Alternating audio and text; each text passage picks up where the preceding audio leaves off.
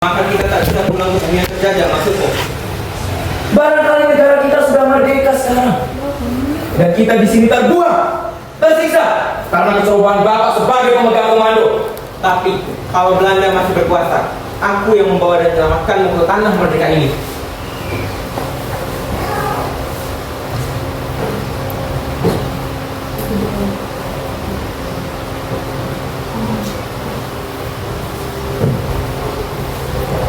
Hei, Sri Kandi, kalau mujur akan kuseret ke pengadilan. Kemana kau berpihak? Hei, Sri Kandi, tapi jawablah pertanyaanku yang kali ini. Ini bukan soal pribadi, bukan. Ini soal keadilan. Kau dengar itu, Sri Kandi? Itu bukan namaku. Apapun namamu, jawablah pertanyaanku. Aku akan berpihak. Ingat, kau disumpah untuk menjadi seorang saksi. Akan kuceritakan kebenaran peristiwanya. Semua. Ya, semua. Akan kau ceritakan juga kah bahwa dia yang menembak paha jurumudi itu? Dan aku sengaja menaruh 7 batu karang bercabang di atas kuburannya supaya lebih mudah dikenal. Dan bukti-bukti ini akan memperkuatnya kita untuk pergi ke ujung gede. Aku tak paham hukumnya. Begitu jelas, itu pembunuhan. Aku menyimpan semua surat-surat jurumudi yang malang itu. Kau lupa satu hal, kawan. Apa? Aku istrinya. Aku ingat juga bahwa kau yang memeluk jurumudi yang gagah itu sebelum dia mati. Kau menyangka aku jauh dari ini. Tidak sejelek itu. Bisa saja lebih diterima akal kalau kau lebih gairah kepada seorang jurumudi yang gempal daripada komandanmu yang peok. Kau tidak mengerti, orang muda. Aku mengerti.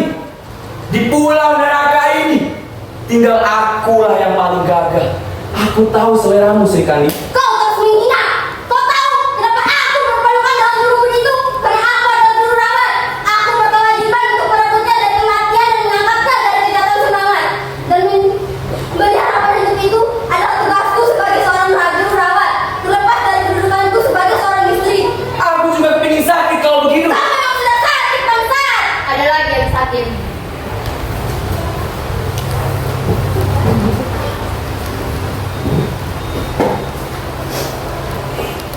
Dia tak ingin dikemah.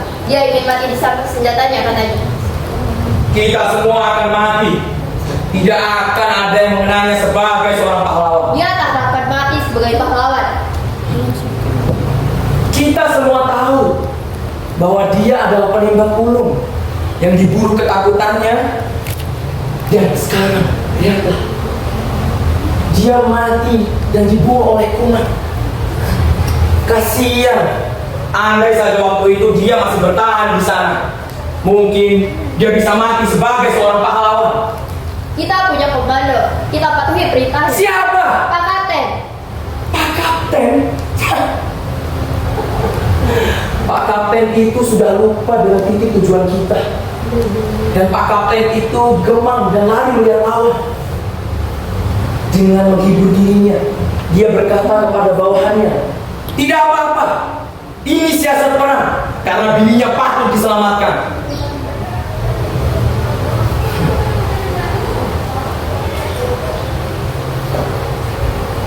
Kau menghina lagi, bangsat.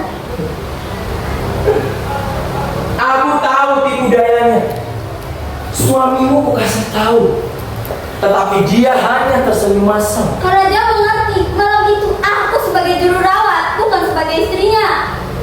Amboy, ada mana yang kamu pakai? Ini bukan soal adat, ini soal kemanusiaan. Hei, diam! Jangan ikut campur.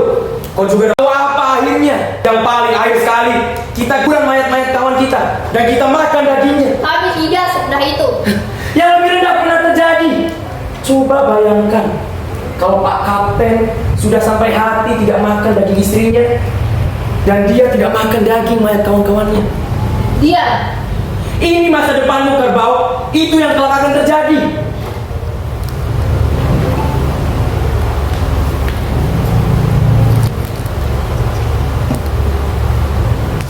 Kemana? Kita harus segera keluar dari pulau neraka ini. Keluar! Kemana? Kemana saja?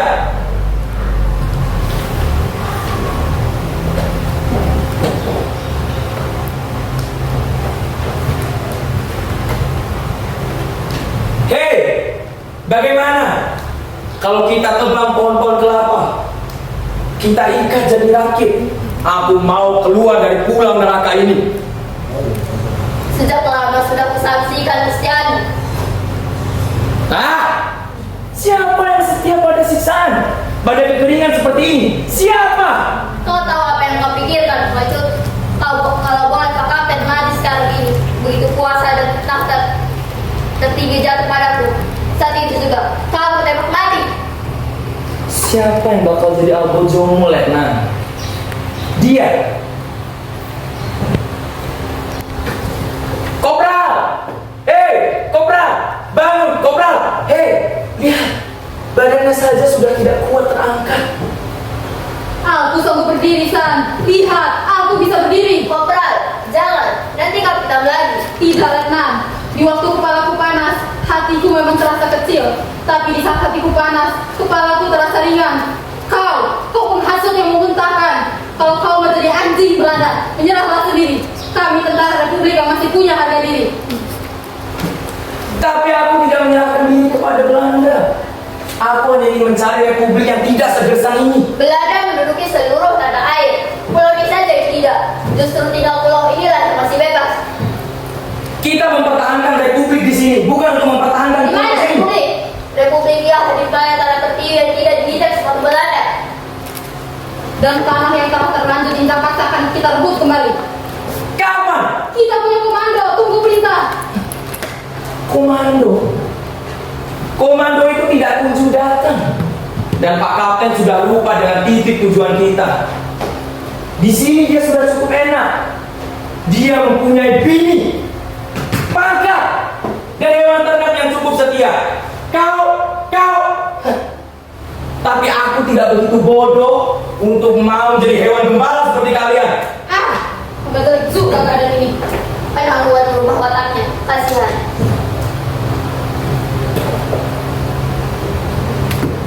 Memang kita sudah terlalu lama di sini. 14 orang, sekarang tinggal 5 orang. Mungkin besok tinggal 4 orang. Akhirnya pulau ini juga kosong, Kopral. Kita semua akan mati. Tapi masih lama masa itu. Apa kita bisa lepas? Segalanya bisa terjadi. Sabarlah. Kenapa Belanda tidak datang saja kemari? Aku ingin mati berperang. Kapan kita berangkat, Kapten? Kemana? Menyelamatkan Republik, membebaskan bangsa.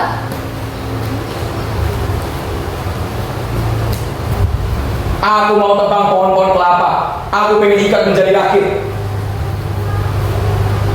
Karena ketiadaan alat tulis menulis, secara lisan saya sampaikan permohonan pembuatan rakit. Dimohon dijawab sekarang. Terima kasih, laporan selesai. Tidak keberatan Komando Tentara Republik. Selesai. Kerjakan. Pak Kapten, begitu besar kemauannya ke seberang. Aku juga mau ke seberang, Pak Kapten. Aku ingin bersatu dengan pasukan-pasukan kita di sana. Aku tak mau mati di sini, Pak Kapten. Aku ingin mati perang. Kematian sama di mana-mana, Kopral.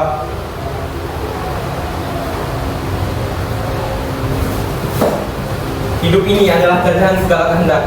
Orang-orang bebas pun masih dijajah kebebasannya sendiri. Mati itulah kebebasan, kebebasan perseorangan yang abadi. Karenanya kematian sama di mana-mana, Kopral. Tapi datang lebih baik dari menunggu, Pak Kapten. Mencari lebih baik dari menanti.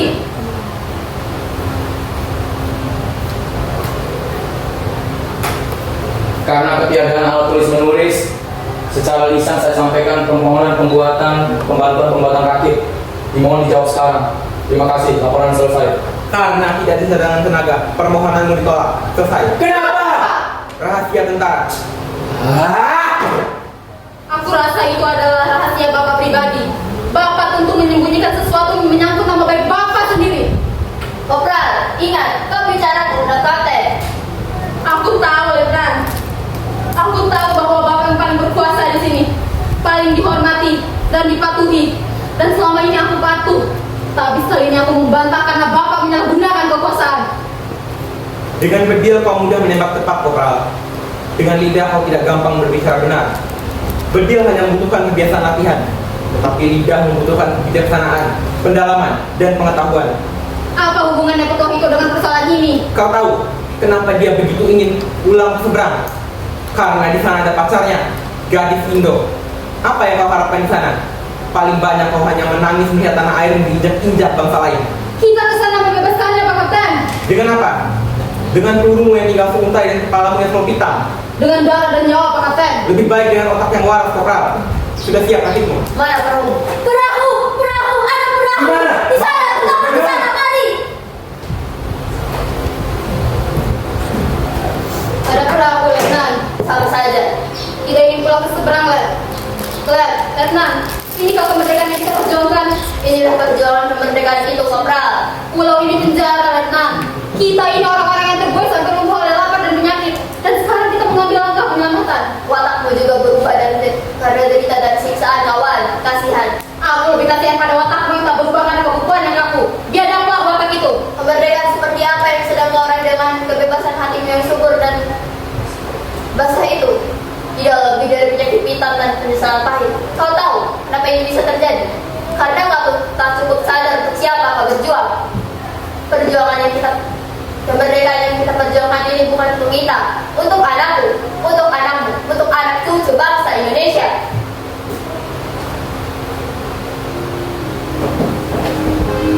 Buat anakku, Letnan.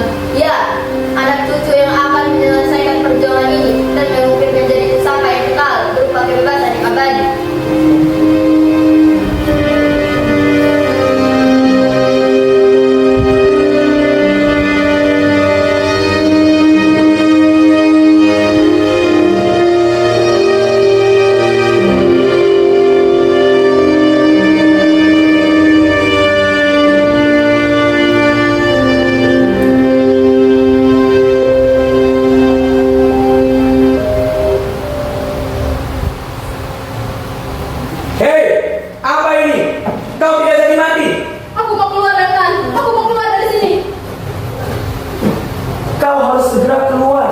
Kita semua harus keluar.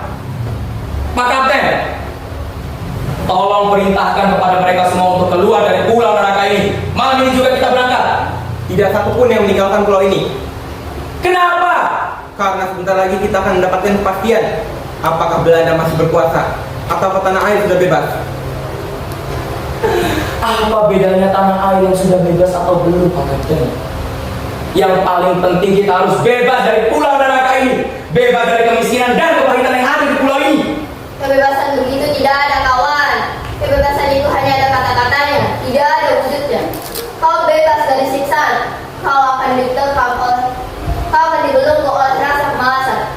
Kau bebas dari kepahitan, kau akan diborgol oleh rasa kenyamanan yang menjemukan. Kau bebas dari mati kelaparan, kau akan ditetapkan oleh mati kebanyakan. Jangan bodoh memburu kebebasan, kawan. Kebebasan itu tidak ada. Apa? Itu pesimisme. Pesimisme atau bukan, kebebasan itu sungguh tidak ada. Apa gunanya kita mempertahankan kemerdekaan ini kalau bukan untuk kebebasan? Kemerdekaan itu adalah kebebasan kolektif. Kalau yang kau cari adalah kemerdekaan sendiri-sendiri. Demi Allah, kemerdekaan itu tidak ada.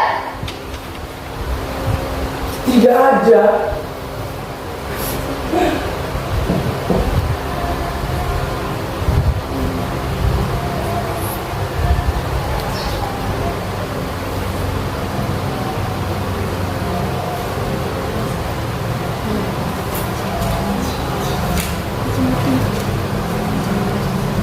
Tidak. Sekarang masanya kita bisa bebas. Sekarang juga kita harus berangkat menyerbu, bertempur, perang. Perang itulah kebebasan. Sekarang juga kita berangkat, Pak Kapten. Aku seorang di antaramu, kawan-kawan. Aku mengerti perasaanmu. Tapi dalam hal ini, perhitunganlah yang harus diutamakan, bukan perasaan. Kita tunggu sampai 2-3 hari ini. Kenapa? Untuk apa, Pak? Perahu yang terdampar itu adalah perahu yang ditimpa badai. Orang-orang di seberang tentu berusaha mencari nelayan yang malang. Kita harapkan mereka sampai. Kalau kita sudah tahu keadaan di seberang, baru kita mengambil sikap. Dulu kita cepat mengambil sikap buat lari. Kenapa sekarang kita tidak cepat mengambil sikap buat perang? Sebelum mati kita tak boleh menyanyiakan hidup. Kita berani mati, kenapa kita takut hidup? Sudah lama kita menyia-nyiakannya. Berapa lama umur bebas kita serahkan mentah-mentah pada penderitaan seperti ini? Ini bukan penderitaan, ini ketabahan. Tabah? Bapak memang bisa tabah karena Bapak manusia lewat batas. Bapak tak punya lagi rindu, tak punya lagi hasrat. Tapi kami masih muda, Bapak.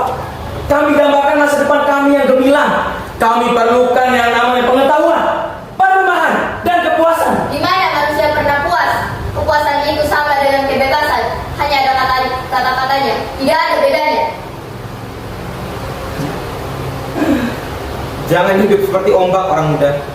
Dari jauh rindukan pantai, sudah sampai pecah sendiri. Lebih pecah karena berbuat, Pak Kapten. Tepat. Tetapi Pak Kapten sudah tidak bisa berbuat apa-apa.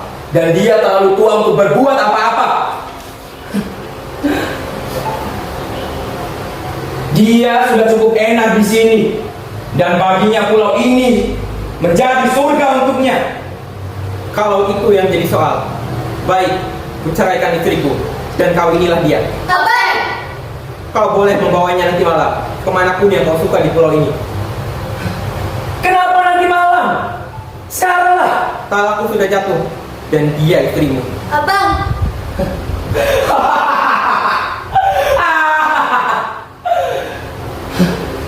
Kau tak akan berani berbuat demikian, Kapten. Kau lebih baik mati daripada kehilangan istrimu. Pergi sekarang, Sungguh, sungguh, Kapten. pergi kataku. Baik, Sana Kemah. kami akan berbulan madu di alam bebas.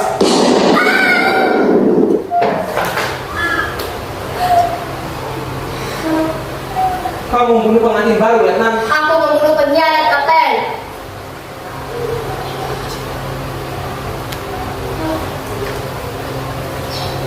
Kau membunuh anggota tentara Republik, Letnan. Kau tahu akibatnya. Aku hanya tahu sebabnya.